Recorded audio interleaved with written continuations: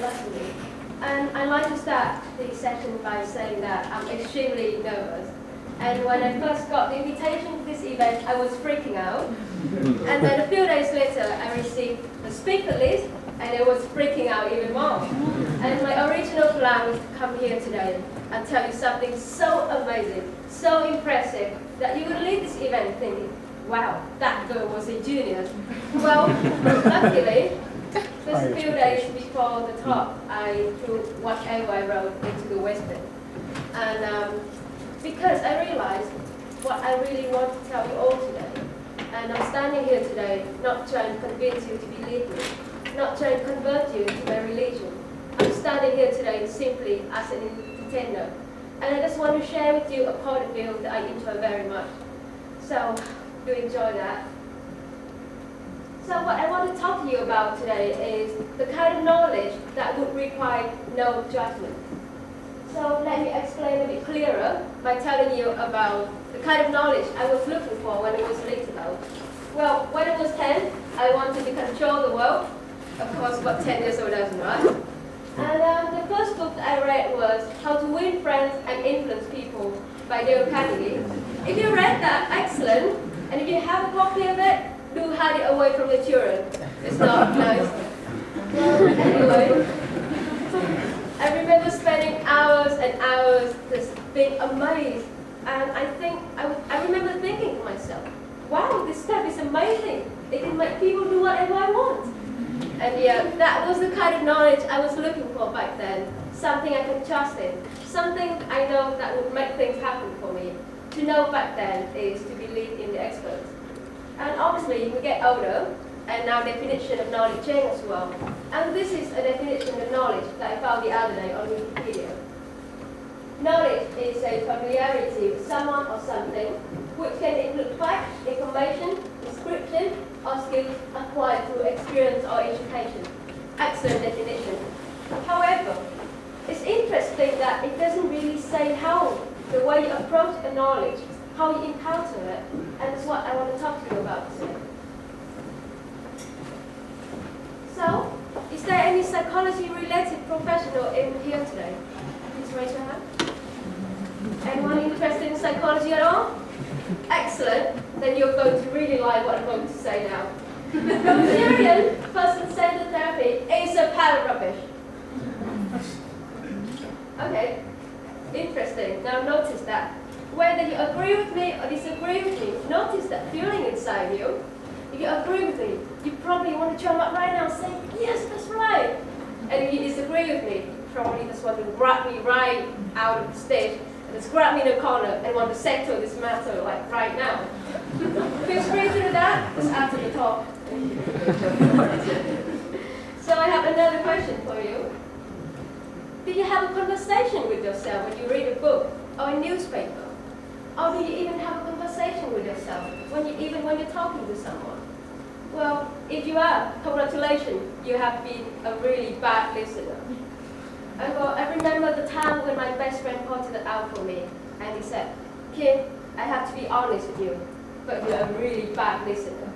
And I was shocked, and I said, how can you say that? Look, I can recite almost every single thing that you tell me.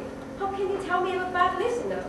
And he said, well, okay, you did that, but listen, throughout the talk, do you also compare what I say to what you already know? And yes, I did that. And isn't that interesting? And then he said, well, that wasn't listening, Kim. That was simply waiting for your turn to speak. That was simply waiting to see whether you agree with me or disagree with me. And he was right. Throughout the whole time, I was thinking to myself, I was trying to find a point to agree with him or disagree with him, to kind of protect my belief and stance. And no, that wasn't listening.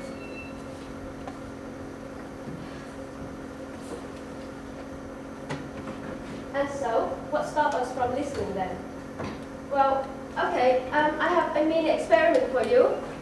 Would you all repeat after me and try to cooperate because it's a TEDx event? So, I want you all to repeat after me. I don't want to be happy.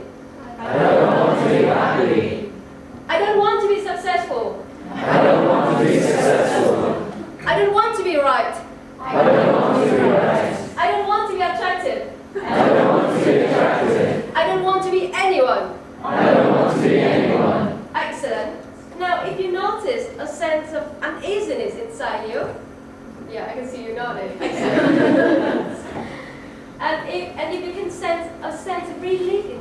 inside you. That's your identity speaking. That means you have an attachment with certain belief, ideology that you have. When we were born in this world, people tell us that we have to be someone, we have to be something, we have to be beautiful, we have to be successful. And that's how we select knowledge. When you were a child, you didn't know anything. And that's the way you approach knowledge. You want to discover, you want to explore. And then you get older and you say, you know what? I don't want to be naive anymore. I want to be someone. And you start to form a sense of identity, a sense of self inside yourself. And that helps you to select certain knowledge. You find knowledge to make you become someone, to make you become successful, and you use it. But the interesting thing is, in order to understand something, if you want to have true knowledge, you have to see through it. You have to see it for what it is. And that requires more than just belief, it requires faith. And what's the difference between faith and belief then? Well, to believe is when you have a preconceived image of what it is.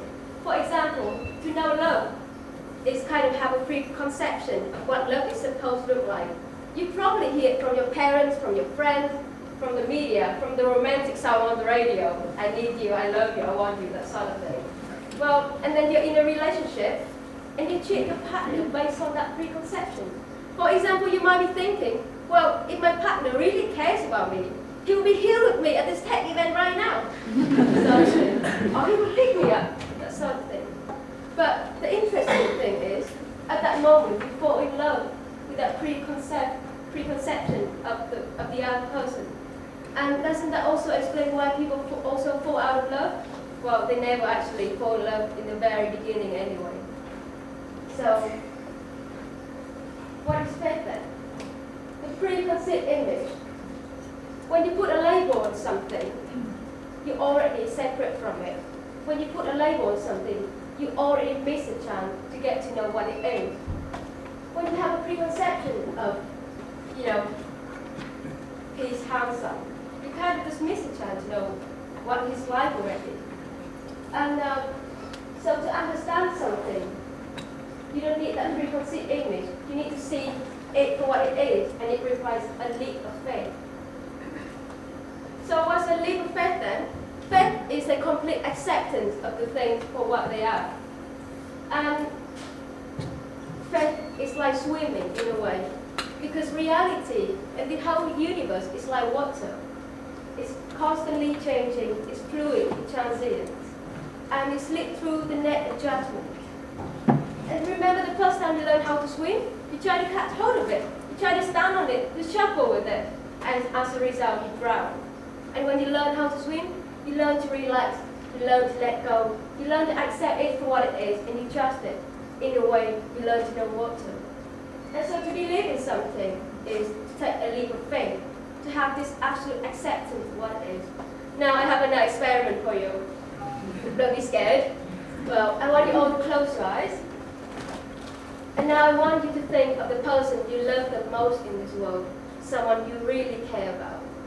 And now I want you to look at them without any judgment, with a complete acceptance.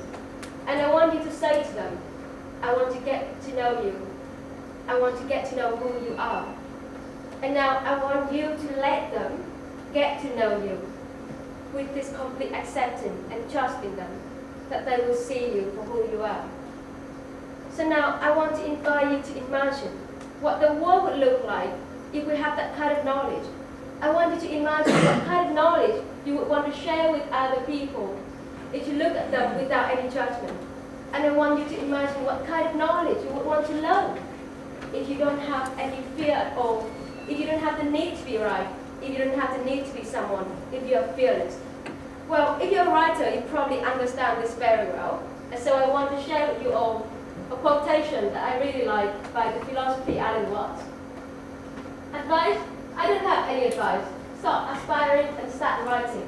If you're writing, then you're a writer. Write like you're a goddamn death row inmate, and the governor is out of the country, and there's no chance for a pardon. Write like you're clinging to the edge of a cliff, white knuckles, on your last breath, and you've got this one last thing to say, like you're a bird flying all over us, and you can see everything. And please, for God's sake, tell us something that will save